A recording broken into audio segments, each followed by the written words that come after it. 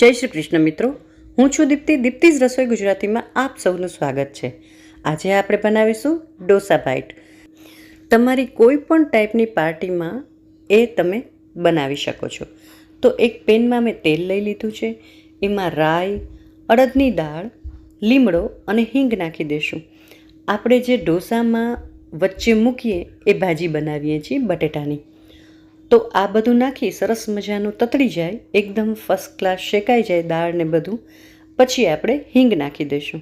અને ત્યાર પછી મેં અહીંયા કાંદાને એકદમ ઝીણા સમારી અને રાખ્યા છે. એને આપણે થોડા સાંતળી લેવાના છે. સ્વાદ પ્રમાણે મીઠું નાખી દઈશું, થોડી હળદર, લીલા મરચાં ઝીણા સમારીને અને કોથમીર, આટલું આપણે નાખવાનું છે. મિત્રો, આ પાર્ટી સ્ટાર્ટર બહુ સરસ, બહુ જ ટેસ્ટી બને છે. સાથે ચટણી સાથે તમે સર્વ કરો તો બહુ ટેસ્ટી લાગે છે. એકવાર ટ્રાય જરૂર કરજો. અને મારી ચેનલને જો હજી સુધી સબસ્ક્રાઈબ ના કરી હોય ને તો પ્લીઝ કરી લેજો. સારા સારા વિડીયોઝ આવતા જ રહે છે.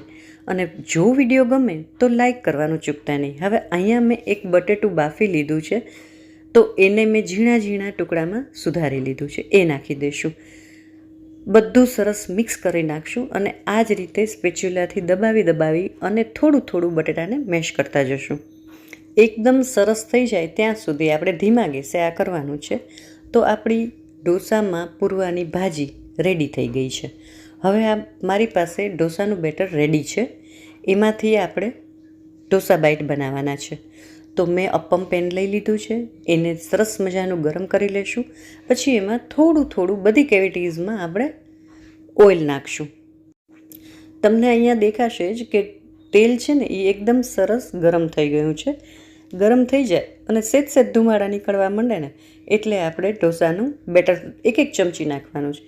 આ ગરમ થતું હતું ને ત્યાં સુધીમાં મેં આ જે આપણે ભાજી બનાવીને એનું નાના નાના ગોળા વાળી લીધા છે, એટલે તમને મૂકવું ફાવે. જો આ રીતે થોડું થોડું બેટર મૂકી એના ઉપર આ જે ગોળા આપણે બટેટાની ભાજીના બનાવ્યા ને એ મૂકી દઈશું, સેજ દબાવીને, એટલે બેટર સાઈડમાં પણ જતું રહેશે. ઉપરથી થોડું થોડું બેટર પાછું પોર કરી દઈશું. આ રીતે અંદર આખા જે બટેટાના ગોળા છે એ અંદર આવી જશે એકદમ ફર્સ્ટ ક્લાસ રીતે. પછી 10 મિનિટ સાવ ધીમા તાપે પકવવાનું છે. ઉપરથી લીડ ઢાંકી દેશો એટલે ઝડપથી થઈ જશે. એક સાઈડ થઈ જાય પછી આપણે ફેરવી અને બીજી સાઈડ પકવવાનું છે. જો એક સાઈડ હું ફેરવીને તમને દેખાડું કે કેટલું સરસ રીતે થઈ ગયું છે. બસ આ રીતે બેય સાઈડ બધામાં કલર આવી જાય એટલે આપણે ડોસા બાઈટ તૈયાર થઈ ગયા છે. તો છે ને સાવ સરળ વેરાયટી. તો આજ પછી જ્યારે પણ ઘરમાં પાર્ટી હોય અને સ્ટાર્ટર માટે વિચારતા હો તો એકવાર આ ટ્રાય જરૂર કરજો. જો મારી રેસીપી સારી લાગી હોય તો પ્લીઝ વિડીયોને લાઈક કરવાનું ચૂકતા નહીં. ફરી મળીશું નવા વિડીયોમાં. ત્યાં સુધી આવજો.